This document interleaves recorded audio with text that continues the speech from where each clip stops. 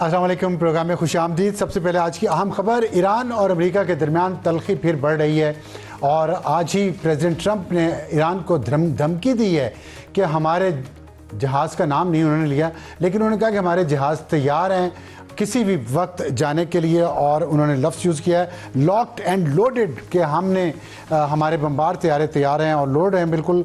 और उसकी वजह उन्होंने ये बताई है कि ईरान में मुजाहरे हो रहे हैं वहाँ पे महंगाई की वजह से, और लोगों की क़ुव्वत ख़रीद कम हो गई है जिसकी वजह से दुकानदारों ने हड़ताल की है और मुजाहरे भी हो रहे हैं। उन मुजाहरों को बहाना बना के प्रेसिडेंट ट्रंप ने एक अपने सोशल पे पोस्ट किया, उसमें कहा है कि अगर ईरान ने तशद्दुद का रास्ता इख्तियार किया मुजाहिरीन के ख़िलाफ़ जिसकी उसे आदत है, तो अमेरिका उनको बचाने के लिए आगे आएगा उन ईरानी मुजाहिरीन को।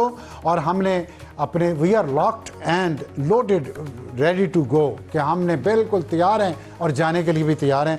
तो थैंक यू फॉर अटेंशन। और इस पर अली लारीजानी जो ईरान के सिक्योरिटी के एडवाइज़र हैं, उन्होंने कहा है कि पहले इसराइल ने धमकी दी, अब डोनाल्ड ट्रंप ने धमकी दी ईरान पर हमला करने की, तो इससे साफ जाहिर हो गया है कि पर्दे के पीछे चल क्या रहा है ईरान के ख़िलाफ़। और हम ये समझते हैं कि जो एहतजाज करने वाले दुकानदार हैं उनका और उनका स्टांस क्या है, और जो लोग फसाद फैलाना चाहते हैं उस एहतजाज की आड़ में हम उनको भी जानते हैं। और ट्रंप को ये मालूम होना चाहिए कि अगर अमेरिकी इंटरफेरेंस हुई हमारे अंदरूनी मामलात में तो ये पूरे रीजन को डिस्टेबलाइज कर देगी। और ईरान ने जो छुपी धमकी का जवाब छुपे तरीके से यही दिया है कि फिर हम जवाब देंगे उसका, और वो जवाब ज़ाहिर है इसराइल की तरफ ही होगा। और लगता है कि ये खिता एक और नई तलखी और कशमकश की तरफ बढ़ रहा है। बेहतर करें नया साल 2026, लगता है कि जंगें अभी जारी रहेंगी। और हमारे आज के प्रोग्राम का तारुफ टॉप स्टोरी होगी हमारी 5 बड़ों का एजेंडा। राना सनाउल्लाह साहब जो मुशीर हैं वज़ीर-ए-आज़म के सियासी अमूर के लिए, उन्होंने कल ये बात कही है कि 5 बड़े अगर बैठ जाएँ इस मुल्क में तो आगे बढ़ने का रास्ता मिल सकता है। अगर ये इतना ही आसान है तो बैठ क्यों नहीं रहे? कौन सा बड़ा उसमें से है जो मुखलिस नहीं है या कोई भी नहीं मुखलिस? और फिर वो एजेंडा क्या होना चाहिए उन 5 बड़ों का अगर वो बैठ जाएं? इस पे हम बात करेंगे आज के प्रोग्राम में, और तमाम इश्यूज़ भी इसमें जो सियासी इस वक्त चल रहे हैं और मईशत के उस पर सेनेटर राना सनाउल्लाह साहब से। और हमारा आज का टेल एंडर होगा, टॉप स्टोरी का टेल एंडर, उम्मीद, अमन और मईशत पाकिस्तान भारत से आगे। ये एक सर्वे आया है 2 इंटरनेशनल ऑर्गेनाइजेशन ने किया, गैलप इंटरनेशनल और ब्लूमबर्ग। उन्होंने ये कहा है कि इंडिया और पाकिस्तान के दरमियान जो अगर कंपैरिजन किया जाए तो पाकिस्तान में 51% लोग उम्मीद कर रहे हैं कि अगला साल उनके लिए बहुत अच्छा आएगा। इंडिया में ये तादाद सिर्फ 39% है और जो इंटरनेशनल जो एवरेज है वो सिर्फ 24% है। तो इससे आप अंदाज़ा लगा सकते हैं पाकिस्तान के लोग 2026 के लिए कितने पुरुम्मीद हैं। लेकिन इस पर डिटेल से हम बात करेंगे हमारे आज के टेल एंडर में, और किस तरह पाकिस्तान ने नया साल मनाया है इस पे भी। और हमारा आज का हॉट इशू होगा पीटीआई की गंदी ज़ुबान भीख तक ले आई। इसीलिए कहते हैं कि ज़ुबान का इस्तेमाल बहुत एहतियात से करना चाहिए। आपके मुंह से निकला हुआ लफ्ज़ निकल जाता है लेकिन उसके असरात आपके ऊपर, आपकी सियासी जमात पे, आपके ग्रोह पे क्या पड़ते हैं। वक्त ने साबित किया है कि पीटीआई इस वक्त जिस सिचुएशन में है उसमें उनके सोशल मीडिया की गंदी ज़ुबान, उनके यूट्यूबर्स के घिनौने ख्यालात और गंदी ज़ुबान उनकी भी, वो पीटीआई को अब इतनी बड़ी जमात को इस हद तक ले आई है कि वो भीख मांग रही है मुलाकात की। इस पर हमें ज्वाइन करेंगे शौकत यूसुफजई जो डिप्टी सेक्रेटरी इत्तलात हैं पाकिस्तान तहरीक इंसाफ के। और हमारा आज का एडिटोरियल होगा क्या नए साल में महंगाई कम होगी इसके बावजूद कि 51% अवाम पाकिस्तान के गैलप और ब्लूमबर्ग सर्वे के मुताबिक पुरुम्मीद हैं पाकिस्तान के मुस्तकबिल से और खुश भी हैं, और they are looking forward to this new year. लेकिन क्या मईशत इस साल बेहतर होगी या नहीं? और इस पे प्लानिंग मिनिस्टर एहसन इकबाल साहब ने ग़ज़ाई अदम तहफ़्फ़ुज़ के बारे में जो एदाद शुमार जारी किए हैं वो क्या कहते हैं, और हाउस होल्ड इंटीग्रेटेड इकनॉमिक सर्वे क्या कहता है, इस पर हम बात करेंगे अपने आज के एडिटोरियल में। और शुरू करते हैं आज की टॉप स्टोरी से। हमें ज्वाइन किया है सेनेटर राना सनाउल्लाह साहब, मुशीर हैं वज़ीर-ए-आज़म के बराए सियासी अमूर। राना साहब अस्सलाम वालेकुम। जी वालेकुम सलाम। आपने कल फरमाया 5 बड़े अगर बैठ जाएं आपस में तो ये मुल्क आगे चल सकता है। नंबर 1 ये है कि रुकावटें क्या हैं अलग अलग पूछ लेता हूँ, लेकिन आपको सिर्फ बता दूं मेरा एजेंडा क्या है। नंबर 1 ये है कि वो बैठेंगे कैसे, और दूसरी बात ये है या क्या चीज़ रोक रही है उन्हें बैठने से।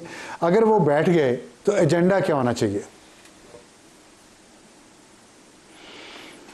देखिए, 5 बड़ों के बैठने से जो है वो ऐसा तो नहीं है कि उनको किसी ने पकड़ के बैठाना है। वो यानी अपनी जमात के वो कायद हैं या वज़ीर आज़म साहब हैं या प्रेसिडेंट साहब हैं।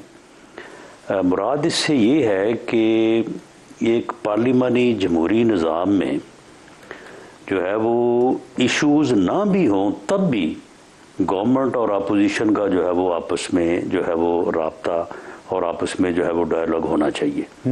ये पाकिस्तान में पहला मौका आया 2018 में कि 4 साल तक लीडर ऑफ द हाउस ने लीडर ऑफ द अपोजिशन के साथ हाथ तक नहीं मिलाया, फ़ोन तक नहीं किया, अपोजिशन से बात तक नहीं की।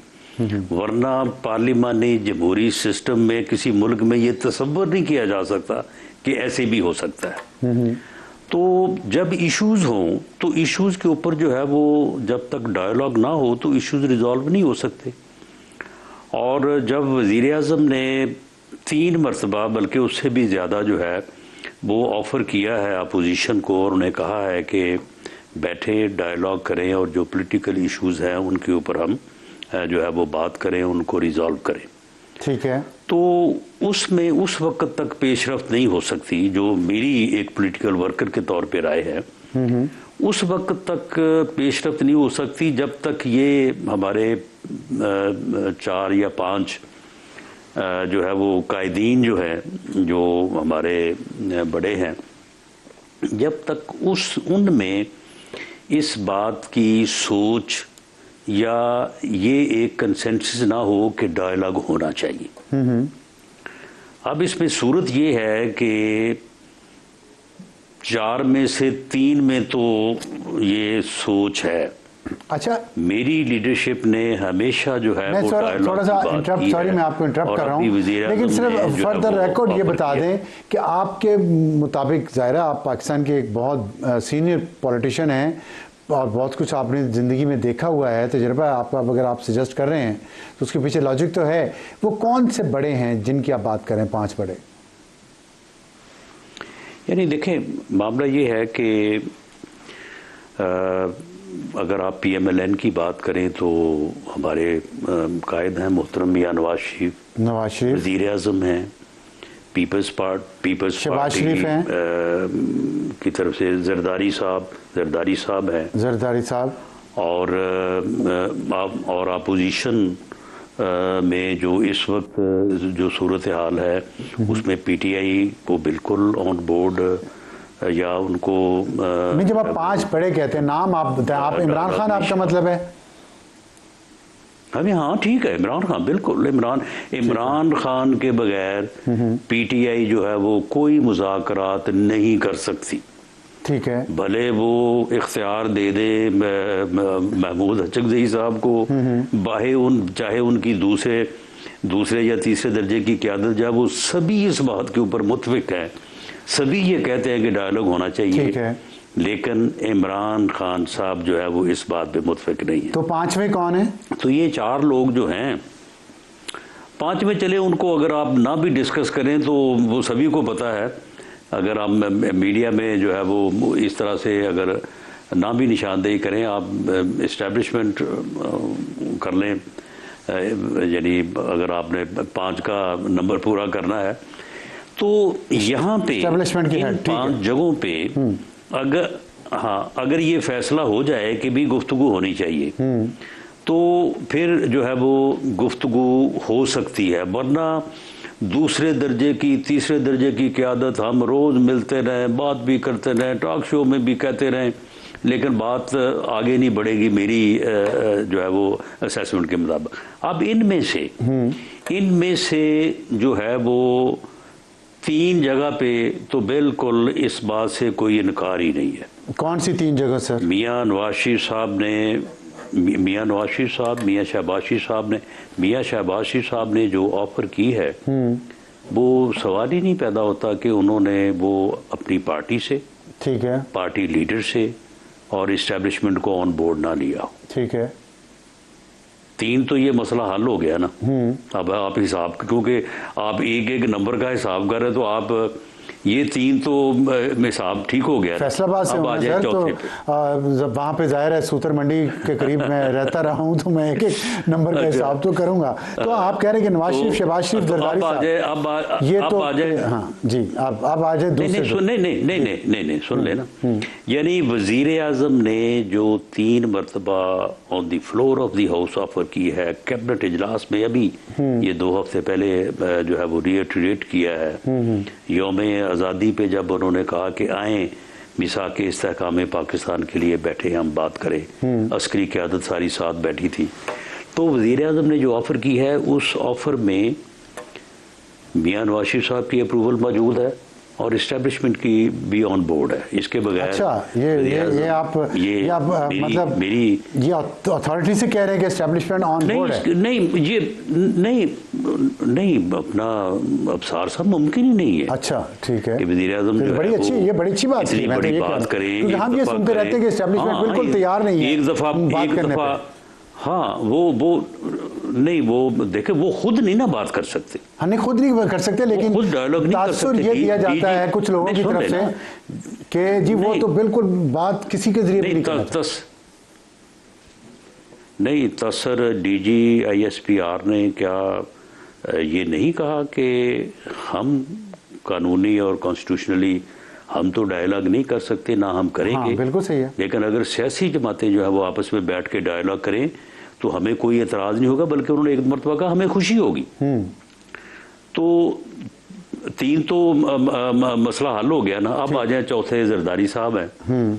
ठीक है, जरदारी साहब बिल्कुल हमेशा मुफाहमत और डायलॉग के हक में होते हैं। ये जब ये 27 तारीख को बेनज़ीर भुट्टो साहबा की बरसी थी, तो उसमें भी उन्होंने बिलावल भुट्टो जरदारी साहब ने कहा कि जी मुफाहमत होनी चाहिए, और फिर उन्होंने ये भी कहा कि सदर साहब जो है वो उनसे बढ़ के मुफाहमत का कोई जो है वो बात कर नहीं सकता। ठीक है, तो अब जी 4 तो ये हो गए क्लियर। ठीक, तो अब एक जो 5वीं जगह है, मसला वहीं पे है। अच्छा, वहीं पे मसला है 2011 से लेके 18 तक, 18 से लेके 22 तक और 22 से लेके 26 तक। वो जब अपोजिशन में होते हैं तो हुकूमत से बात करने को तैयार नहीं, हुकूमत में हो तो अपोजिशन के साथ हाथ मिलाने को तैयार नहीं, उनके साथ गुफ्तगू करने को तैयार नहीं। मसला वहीं पे है। तो आप ये समझते, और अगर वो वायलेंस पे जो है वो अपना जो है वो जिस तरह से इस वक्त भी है, इस वक्त भी वो डायलॉग के हक में नहीं है, वो स्ट्रीट वायलेंस की तरफ जो है वो लेकिन वहाँ उनके अंदर उसकी जो है वो कोशिश, लेकिन उनके अंदर एक बहुत बड़ा अब तबका ऐसा है जो ये समझता है कि ये लौंडे लपाड़ों के जरिए एक सूबाई जमात बनाने की जो कोशिश की जा रही है PTI को, इसको ना इसमें ना बने और वो निकलें, और वो कह रहे हैं कि मुफाहमत होनी चाहिए, बैरिस्टर गौहर साहब ने जैसे कहा। लेकिन बात ये है, आप ये समझते हैं, जी बिल्कुल, कि आप ये समझते हैं कि 5 बड़ों की जब आप बात कर रहे हैं तो उसमें से एक जो है इमरान खान, वो अगर नहीं बैठते इन बाकी 4 के साथ तो ये मसला ऐसे चलता रहेगा, किसी किनारे ये कश्ती नहीं लगेगी इस मुल्क की। आप ये समझते हैं? देखिए, बैठने से मुराद ये है कि यानी देखें, यानी इस मुल्क में इस किस्म के वाक़यात अगर सियासतदानों से मुतल्लक जो है वो हम ये बात तो करते रहते हैं ना कि जी ये आपस में जो है वो लड़ाई होती है, ये होता है, वो होता है। लेकिन ये आपके इल्म में है कि 1985 से लेके 2005 तक ये 20 साल बनते हैं। ठीक है, क्या कुछ नहीं हुआ पीपल्स पार्टी और PMLN के दरमियान, और कहाँ तक नहीं बात पहुंची। लेकिन एक दिन ऐसा था कि आसफ जरदारी साहब और बेनज़ीर भुट्टो शहीद साहबा जो हैं वो मियां नवाज शरीफ साहब के मेहमान थे, जद्दा में उनके पास बैठे थे, और जब दोनों तरफ ये सोच पैदा हुई कि हमें डायलॉग करना चाहिए, बैठना चाहिए, तो चार्टर ऑफ डेमोक्रेसी जो है वो विद इन ईयर जो है वो तय हो गया, दस्तखत हुए, और लेकिन वो बाकी उसमें सियासी बातें भी साथ थी। लेकिन उसमें राणा साहब असल बात तो आपने यही की है ना कि जब दोनों तरफ ने सोच लिया, मान लिया, समझ लिया, अब यहाँ पे आप कह रहे हैं कि इमरान खान तो समझ ही नहीं रहे ना, तो 2011 से उसी डगर पे चल रहे हैं, तो जी, फिर बिल्कुल नहीं समझ। तो फिर आपको 2026 में क्या उम्मीद ऐसी लग रही है कि वो ऐसे मान जाएंगे, या आपको लगता है कि नहीं मानेंगे, वो ऐसे ही चलेगा? देखें, अगर कोई आदमी डायलॉग पे नहीं आता, नहीं करना चाहता, तो दूसरा रास्ता फिर वायलेंस का है, एहतजाज का है, मज़ामत का है। वो उन्होंने 25 मई 2022 को करके देख ली है। उस वक्त भी अगर वो ये स्टेप ना उठाते तो इलेक्शन हो रहे थे। ठीक। उन्होंने ये मज़ामत का, एहतजाज का रास्ता इख्तियार करके होते हुए इलेक्शंस को जो है उन्होंने रोका, और मज़ामत उन्होंने की कि जी मैं इलेक्शन की तारीख लेके उठूंगा। उसके बाद फिर नहीं ले सके वो। उसके बाद उन्होंने 9 मई को करके देख लिया, कोई उसका रिजल्ट नहीं सामने आया, बल्कि उन्होंने अपनी पार्टी की भी तबाही करवाई है। और ये सारा जो कहते हैं कि जी जुल्म हुआ है, ज़्यादती हुई, भाई जब आप वायलेंस करेंगे तो फिर जो है वो कानून तो अपना रास्ता लेगा। सही है। आप उससे पहले ये जितने लोगों को सजाएं हुई हैं उनमें से कोई बंदा ये क्लेम नहीं कर सकता कि वो उस वायलेंस में जो है वो शामिल नहीं था। अच्छा, अब उसके बाद उन्होंने 26 नवंबर 2024 को भी करके देख लिया। अब वो दोबारा जो है वो 8 फरवरी 2026 को वो पहिया जाम हड़ताल करनी चाहते हैं। अब पहिया जाम आपके इल्म में है कि पहिया जाम हड़ताल ही वायलेंस का ही एक नाम है। पहिया जाम जो है वो आप लोगों को घरों तक वायलेंस के बगैर महदूद ही नहीं कर सकते। ठीक है। तो वो अब कोशिश कर रहे हैं, वो जेल से भी वो पूरी तैयारी, पूरा पैगाम हर किस्म की जो है वो भेज रहे हैं अपने मैसेज। और सुहेल अफरीदी साहब आप पंजाब गए थे, वहाँ पे मोबिलाइजेशन करने के लिए, अब वो सिंध जा रहे हैं, शायद बलूचिस्तान भी जाए। तो चलें देख लें 8 फरवरी को क्या होता है। मेरी एक पॉलिटिकल वर्कर के तौर पे मेरी तो ये असेसमेंट है कि ये फेलियर होगा, बुरी तरह से नाकाम होंगे, और उसके नतीजे में जो है वो इनके लिए और ज़्यादा मुश्किलात जो है वो बढ़ेंगी। ठीक है, तो इसका मतलब मुश्किलात तो में क्या मज़ीद इजाफा होगा? आपकी इन बातों से क्या मैं ये नतीजा अखज़ कर सकता हूँ कि 2026 में भी ये 5 बड़े बैठ नहीं पाएंगे, और खान साहब जो हैं वो आप लोगों की उम्मीदों पे पूरा नहीं उतरेंगे, और ये इसी रास्ते पे चलेंगे जिस पे वो चल रहे हैं, तशद्दुद का, इंतशार का? देखिए, अगर वो चलेंगे तो इससे वो कुछ हासिल नहीं कर पाएंगे। अगर वो ये समझते हैं ना कि वो सड़क गर्म करके जो है वो कुछ हासिल करेंगे, तो ये सड़क गर्म करने की पोजीशन में नहीं है। ठीक है, ठीक। ये देखें, ये जो है ना, ये पहिया जाम, ये उस वक्त होती है जब तहरीकें जो है वो कामयाबी के करीब होती है। सही है। ये आखिरी जो है ना वो झटके होते हैं, तो ये शुरू ये वहाँ से कर रहे हैं। ठीक है, तो ये 9 को आराम से बैठ जाएंगे। ठीक है, बहुत शुक्रिया राना सनाउल्लाह साहब हमसे बात करने का, और ये था हमारी आज की टॉप स्टोरी। और अब हमारा आज का टेल एंडर, नया साल पाकिस्तान में शुरू हुआ, सब दुनिया में शुरू हुआ है, लेकिन पाकिस्तान में ऐसा न्यू ईयर सेलिब्रेशन हमने नहीं देखी जो हमने इस साल देखी हैं, और शायद कभी हुई हो, लेकिन मुझे याद नहीं पड़ता पूरी ज़िंदगी में। तो नई शुरुआत पाकिस्तानियों को, नई उम्मीदें पूरे पाकिस्तान में। आप लाहौर की बात करें, लाहौर का तो बहुत मशहूर हुआ है, लिबर्टी चौक वहाँ का लग रहा था जैसे टाइम स्क्वायर न्यूयॉर्क का हो। और फिर उसके अलावा पेशावर में, इस्लामाबाद में, कराची में, कोयटा में और दूसरे शहर जो पाकिस्तान के बड़े हैं, उन तब सब जगहों पे एक सेलिब्रेशन का माहौल था। ज़ाहिर है इस पे बहुत सालों तक तो हम यही सुनते रहे, एतराज़ भी लोगों का होता रहा कि ये हमें नहीं मनाना चाहिए या क्या करना चाहिए, लेकिन एक लोगों को तफरी का एक मौका चाहिए होता है, मुख्तलिफ बहानों से वो किया लोगों ने, और जिससे ये लगता है कि पाकिस्तानियों के अंदर उम्मीद है, और पाकिस्तानी सोचते हैं कि अमन मिलेगा उन्हें और उनकी मईशत बेहतर होगी। ये गैलप और ब्लूमबर्ग का सर्वे भी है जो उन्होंने 61 ममालिक में किया है, 60 ममालिक में उन्होंने किया है, और जिसमें उन्होंने कारकर्दगी नापी है। और पाकिस्तान को उन्होंने कहा है कि 51% पाकिस्तानी जो हैं वो ये समझते हैं कि अगला साल जो ये साल शुरू हुआ है ये उनके लिए बेहतरी लाएगा, अमन लाएगा और मईशत में बेहतरी होगी। तो ये उम्मीद है उनकी। अब इन दोनों चीज़ों पे हम बात कर लेते हैं। जबकि आलमी औसत सिर्फ 24% है, तो पाकिस्तानियों की डबल से भी ज़्यादा ये उम्मीद अफजा, हम उम्मीद रखने वाली कौम है। तो ये हमारी उम्मीद तोड़ने वाली ये सोचें तो 39% है इंडिया में, इंडिया से भी बेहतर। और जाहिर है मई में जो कुछ हुआ इंडिया के साथ, उसके बाद तो बनता भी है उनका। और उसके मुताबिक ये 53% पाकिस्तानियों ने 2026 को बेहतर साल करार दिया। और उसके बाद उन्होंने कहा कि ये उम्मीद जाहिर की है कि पाकिस्तान की जो स्टॉक एक्सचेंज है वो दुनिया में उसने पहले दिन बहुत अच्छी कारकर्दगी दिखाई है, आइंदा भी बेहतर रहेगी।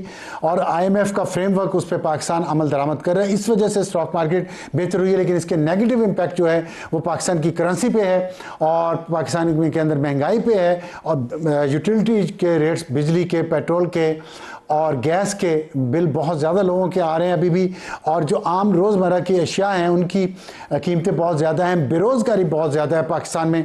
लेकिन इसके बावजूद पाकिस्तानियों की आप उम्मीद देखें जो इस सर्वे के मुताबिक है।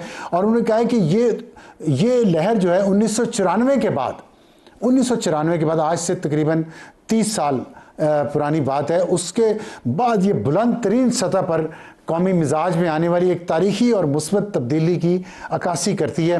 1,76,000 मार्क्स बेंचमार्क इंडेक्स हो गया है स्टॉक मार्केट का।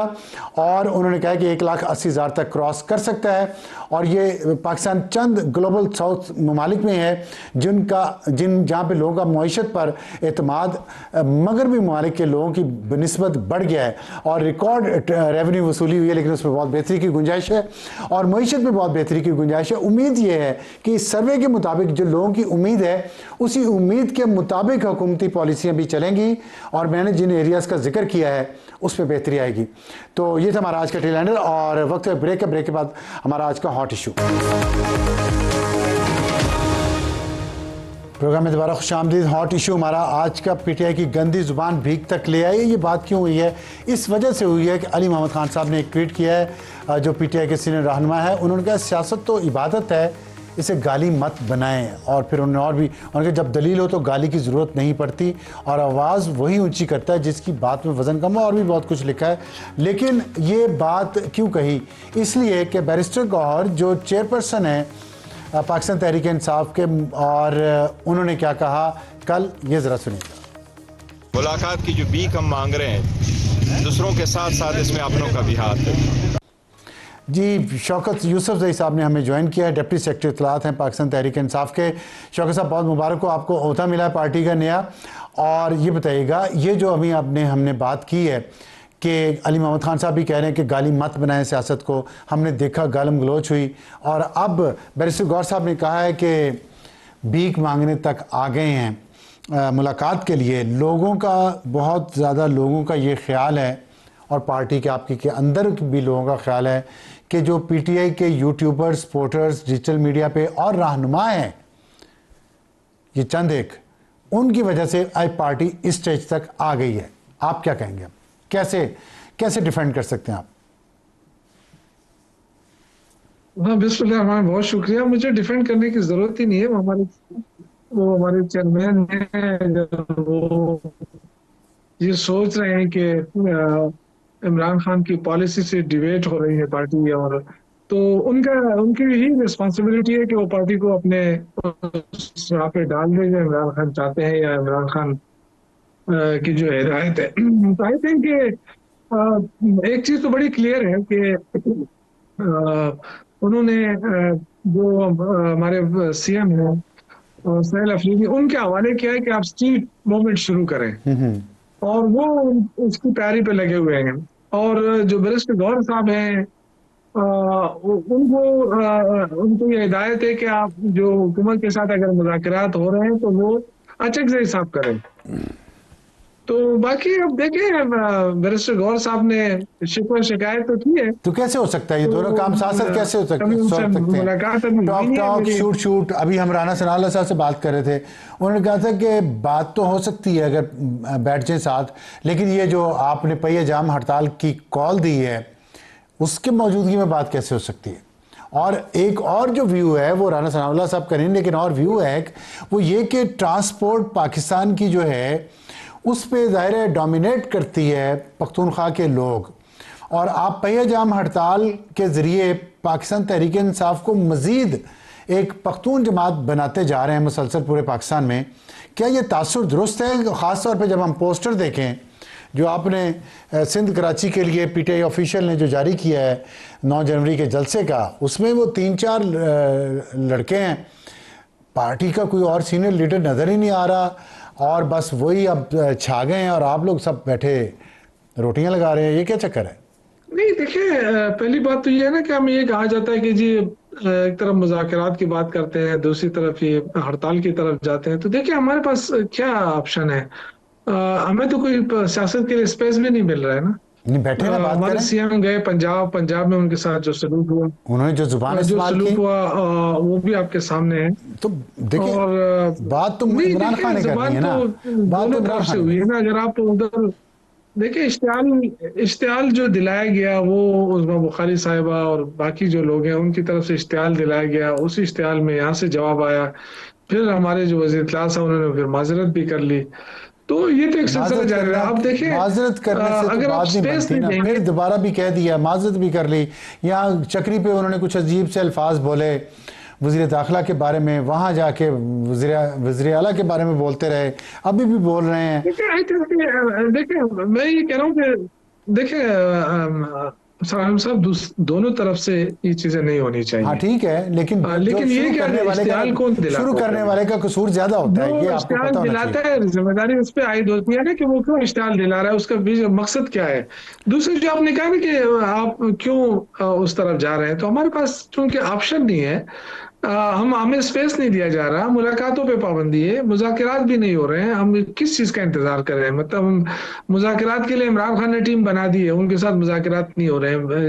प्राइम मिनिस्टर ने अनाउंस कर दिया कि जी मुज़ाकरात you are not looking at the elephant in the room. Elephant in the room जो है वो गंदी जुबान है, वो कुछ नहीं होने दे रही। आपके यूट्यूबर्स, आपके डिजिटल मीडिया, आपकी ऐसी लीडरशिप जो गंदी जुबान इस्तेमाल करती है और आप उसको आगे लेके आते हैं, ये चीजें नहीं आगे बढ़ने दे रही। इस पे क्यों नहीं बात कर रहे हैं हम? खान साहब रोक दें इन सबको, आप देखें चीजें ठीक हो जाएंगी। मेरा ये ख्याल है कि देखिए हुकूमत की अपनी नियत भी नहीं है, या तो उनके पास इख्तियार नहीं है या वो मुखलिस नहीं है। सही नियत से हुकूमत आज तक कर भी नहीं है मुज़ाकरात। तो इससे गंदी जुबान जस्टिफाइड है, इसलिए चले मैं हुकूमत ज्यादती कर रही है, मान लिया हुकूमत फैशिज्म पे चल रही है, क्या सियासी जमात को गंदी जुबान इस्तेमाल करनी चाहिए? जमहूरी लीडर्स को गंदी जुबान इस्तेमाल करनी चाहिए, चाहे आपका मुखालिफ जो भी कर रहा है, आपको एक मॉरलाइजर लेनी चाहिए। अब साहब देखिए, अगर देखें मेरी बात सुने, कोई भी जो है ना, कोई भी नहीं चाहता है कि उसके मुंह से कोई ऐसी बात निकले, लेकिन उस्मा बुखारी साहिबा जिस तरीके से पंजाब को पोर्ट्रे कर रही है ना, पंजाब ऐसा नहीं है।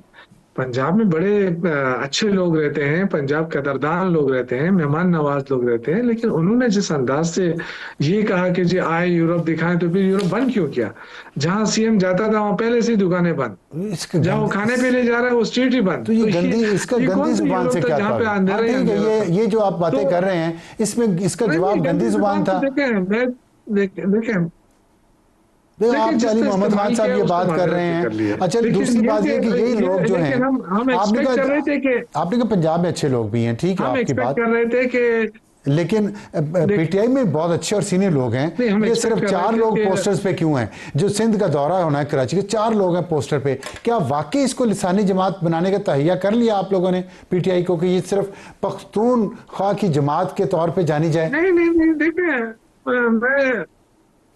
देखिए अल्हम्दुलिल्लाह हमें सबसे ज्यादा सपोर्ट पंजाब से मिल रही है। इसमें कोई और बात सिंध का लीडर है ना पंजाब का लीडर है, इसका ना सिंध का लीडर है ना पंजाब का लीडर ना बलूचिस्तान का लीडर, इसमें कोई नहीं देखिए, वो तो जाहिर यहाँ से जा रहे हैं मेहमानों के लिए, उन्होंने वो खुद ही जारी कर दिया होगा ना, वो तो एक अलग इशू है। किन्होंने जारी किया? ये पीटीआई ऑफिशियल ने जारी किया, पीटीआई ऑफिशियल ने जारी किया है। और अगर मेहमान जा रहे हैं सिर्फ, तो खैबर पख्तूनख्वा के अवाम कराची के पख्तून इलाकों में जाएंगे, सिर्फ ये मकसद है? आपने कराची के किसी लीडर की तस्वीर नहीं लगाई, उर्दू स्पीकिंग की नहीं लगाई, सिंधी की नहीं लगाई, पंजाबी की नहीं लगाई, क्या वजह है इसकी?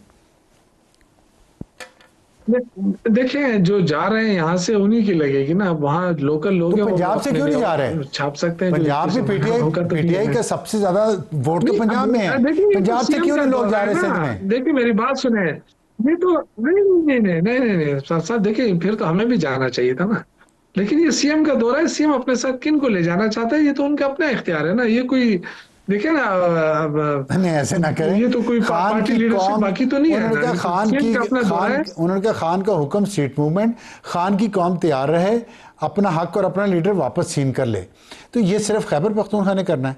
ये सर मेरा सवाल है। या पंजाब का भी नहीं कोई नहीं रोल है देखा, इसमें, सिंध का भी देखिए है, पहली बात तो ये कि बलूचिस्तान का भी है? मैं बहुत ज्यादा एक्सपेक्ट कर रहा था, मैं ज्यादा एक्सपेक्ट कर रहा था सर साहब, मैं ये एक्सपेक्ट कर रहा था कि जब हमारे वजीर इत्तलात साहब ने जब माजरत कर ली तो उस्मा बुखारी साहिबा भी उसी अंदाज में माजरत करेंगी, ठीक है। क्योंकि आग उन्होंने ही लगाई थी, लेकिन वो उस पर खामोश रही है, नहीं होना चाहिए। देखिए पंजाब हुआ, खैबर पख्तूनख्वा हुआ, सिंध हुआ, जो कल्चर है हमारा उसको नहीं डिस्टर्ब करना चाहिए, इज्जत हया ये चीजें रखनी चाहिए। ठीक है। लेकिन मैं अगेन ये कहूंगा कि ये पुख्तून पंजाबी वाली बात नहीं है, ये बहुत बड़ी पार्टी है तहरीक इंसाफ, लगता नहीं आप और उसको चार नीचे ले सूबे जा की रहे हैं। बल्कि गिलगित बल्तिस्तान और कश्मीर की भी सबसे बड़ी पार्टी है, तो ये ऐसा नहीं हो सकता कि इसको कि एक महदूद किया जाए क्योंकि ठीक है। ये पठानों की है या ठीक है। पुख्तूनों की, ऐसी बात ठीक, नहीं है। उम्मीद है कि ऐसे ही इस वक्त होगा। सबसे ज्यादा लीडर जो है जेलों में वो पंजाबी है, एग्जैक्टली वो पंजाबी शौकत, बेचारे बिल्कुल ठीक। जेलों ये में अगर आप देखें ना वो सबसे यही ज्यादा यही ये कुर्बानी वो पंजाब के दे रहे अंदर हैं। ये बात हो रही है कि लीडर जो है वो पंजाब की जेल में है,